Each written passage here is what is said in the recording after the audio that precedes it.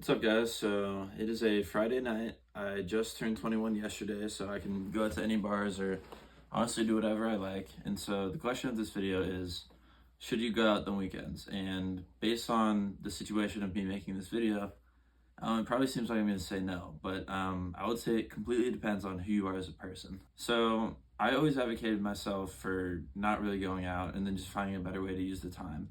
And so I always convinced myself that staying at home and maybe reading or working on my computer or just journaling or, smoking weed and getting super high and doing nothing was a great way to stay inside and relax. But what was really happening is that I was just too anxious to go out and make conversation with people. So if you fall in that category and you're not going out, not because you're not interested in seeing people, but because you're just too anxious of going out and saying something stupid, then I would say definitely go out and force yourself to do it. Because if you have a problem and you avoid it, it just gets bigger and bigger and bigger until you're forced to deal with it and it's too much to handle. Like, for example, there are parties you're always going to have to go to, whether it's, a wedding or someone's birthday party or whatever it is. And whenever that comes up, if you've been ignoring that problem of going out and socializing, and then you're forced to right in the moment, it's going to suck. It's going to be super overwhelming. And it being that overwhelming is going to make you avoid it next time.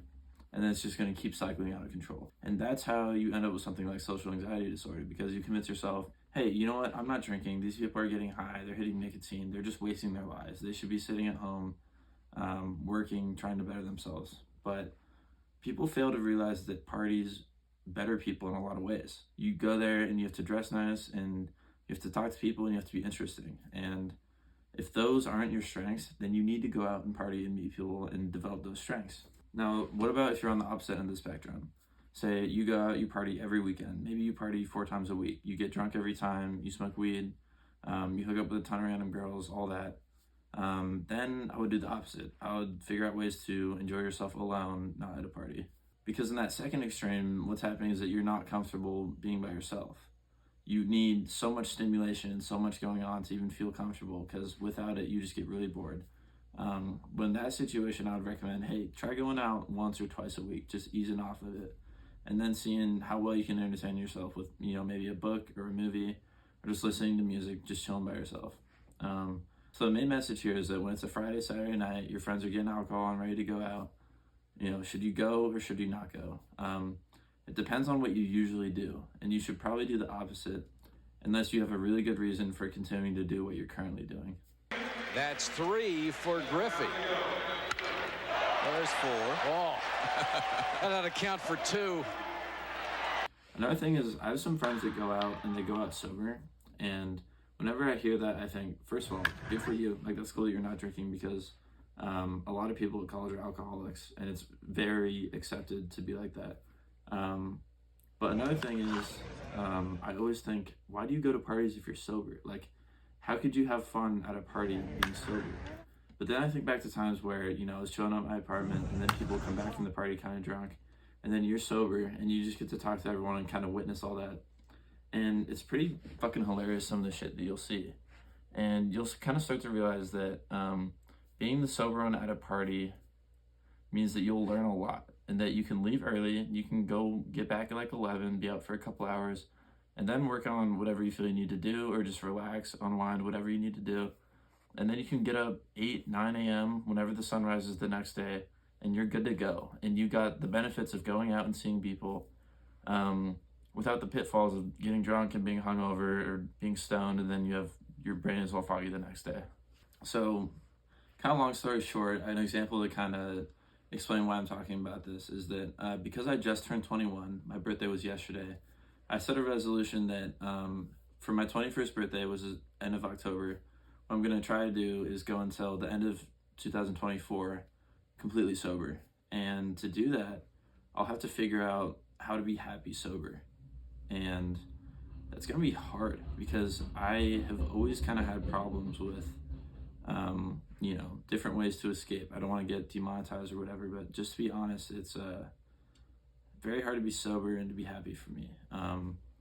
So what I need to do is find like productive escapes. Whether that's writing, just hanging out with friends, reading, working on something creative, doing schoolwork, working out, all those things which I want to be a larger portion of my life, If I take away that giant section, of my life, which is, maybe alcohol and weed and going out and just doing things that are kind of destructive for myself, then I'll have to fill it. And if I don't fill it with something better, then those addictive habits will return.